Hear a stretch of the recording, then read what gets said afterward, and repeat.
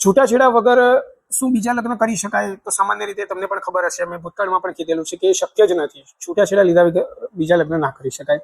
અને ઘણા બધા કિસ્સામાં ઘણા બધા મિત્રોની, વાલીઓની આવી કમ્પ્લેન આવી છે કે અમારું જે બાળક જે છે એની સાથે આવું થઈ રહ્યું છે કે સામાવાળા પક્ષકાર જે છે એવું કહે છે કે તમારાથી થાય કરી લો, અમે નવા લગ્ન કરી લઈશું કે વોટેવર એવી રીતની માગણી કરે છે. તો એની અંદર હું ખાસ કહીશ, તમારે ડરવાની પહેલાં તો જરૂર નથી. હવે આની અંદર એવું છે કે હું સ્પેસિફિક વ્યક્તિગત આની અંદર કોઈ વિષય હોય ને તો હું આગળ વધી શકું, હું પણ તમને કંઈક પ્રોપર સલાહ આપી શકું. પણ આ એક મોટો દરિયો છે કે છૂટાછેડા, તો વ્યક્તિગત દરેકના અલગ અલગ પ્રશ્નો હોઈ શકે છે. છૂટાછેડાનું કારણની અંદર વાત કરું તો એમાં મિત્રો તમારું જે કારણ હશે એ પ્રમાણે તમારું સોલ્યુશન હશે. એક પ્રેક્ટિકલ વાત કરું, ગોળ ગોળ તમને ફેરવીશ નહીં અને ટૂંકમાં કહીશ. તો તમારું જે પણ કારણ હશે એ પ્રમાણે તમારું સોલ્યુશન હશે. તો પહેલું પ્રેક્ટિકલ વાત એ રહેશે કે તમે તમારા કોઈ એડવોકેટને એપ્રોચ કરો. જરૂરી છે એડવોકેટને એપ્રોચ કરવા એટલા માટે કેમ કે કાયદાના જાણકાર છે, એ તમને સાચી અને સ્પષ્ટ સલાહ આપશે. બીજું કે ઘણીવાર આ વસ્તુની અંદર ઘણા એવું વિચારી લે છે કે સમાજના, સામાન્ય રીતે એ વાત સારી છે કે સમાજના 10-20 માણસોને, પ્રતિનિધિને ભેગા કરીને આ વિષયમાં તમે સોલ્યુશન તરફ આગળ વધો. પણ ઘણીવાર એવું થાય છે કે આ કરવાથી વસ્તુ અને સિચ્યુએશન ને પરિસ્થિતિ બગડી પણ જતી હોય છે. તો ક્યાંક તમને એવું લાગે છે કે પરિસ્થિતિ વણસી રહી છે, બગડી રહી છે, તો તમે પછી એડવોકેટ તરફ જાઓ જ જાઓ. એ મારું પ્રેક્ટિકલ રીતે કહેવું છે. ક્યાંક તમને એવું લાગે તો તમે નંબર હું તમને આપું છું, તમે વોટ્સએપમાં મેસેજ કરી દેજો અને તમારું નામ, ગામનું નામ વિશે મેસેજ તમારો ડ્રોપ કરી દેજો. હું એના અંગે તમારો ઉત્તર આપવાનો પૂરો પ્રયત્ન કરીશ. બની શકે કદાચ વહેલું મોડું થઈ જાય પણ મારો રિપ્લાય આવશે. અને ગંભીર એવો વિષય હશે તો મારો ફોન પણ આવશે. એ બાબતે નિશ્ચિંત રહેજો. અને એ વસ્તુ ફેક્ટ છે, જો છૂટાછેડા લીધા વિના બીજા લગ્ન કરીએ તો એ વ્યક્તિ સજાને પાત્ર બને છે. બીજું કારણ, જો તમે પોતે આમાંનું કોઈ વસ્તુ કરી રહ્યા હો તો છૂટાછેડા વિના બીજા લગ્ન તમે કરો છો તો તમારું જે ડોક્યુમેન્ટેશન્સ વગેરે હોય છે તો એની અંદર તમે ઓલરેડી ક્યાંક ને ક્યાંક તમે એવું કહો કે મારે મેરેજ સર્ટી છે નથી. ઘણા એવા હોશિયારી કરે છે, સાહેબ મારે તો મેરેજ સર્ટી ક્યાં છે, હું તો ડોન બની ગયો ઘણો. પણ એવું છે નહીં. એવા વહેમ અને મિથ્યા મગજમાંથી કાઢી નાખજો. તમારે કઈ જગ્યાએ ક્યાં તમારા પત્ની કે પતિ તરીકે કોના નામ લાગી ગયા છે તમને જ ખબર નથી હોતી. ક્યાંક જૂના ફોર્મથી લઈને કોઈ જગ્યાએ તમારું દસ્તાવેજી કોઈ કાગળિયું બની જાય છે, એની તમને ખબર રહેતી નથી. એટલે ક્યાંક ને ક્યાંક કોઈ જગ્યાએ એન્ટ્રી થઈ ગઈ છે તમારા પતિ તરીકે કે પત્ની તરીકે.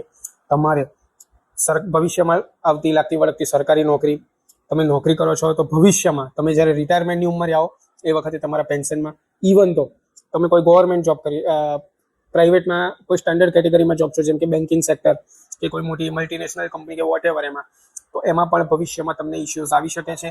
ઇમિગ્રેશન ડિપાર્ટમેન્ટ એટલે કે વિદેશ અવર જવર કરવી કે પાસપોર્ટવાળા ડિપાર્ટમેન્ટમાં, તો એમાં પણ આવી રીતના ઇસ્યુ આવી શકે છે.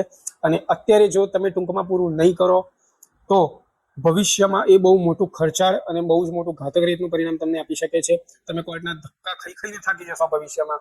તો બેટર છે કે જો બંને પક્ષકાર છૂટા પડવા માંગતા હો તો એકબીજા પ્રત્યે ટણી કે ગુસ્સો ના કર્યા વિના તમે પ્રેમથી કંઈક પ્રોપર રીતનું સોલ્યુશન લાવશો. કેમ કે અમે તો એડવોકેટ છીએ, અમે જોયું છે કેટલા ઘાતક અને ખરાબ પરિણામો આવે છે.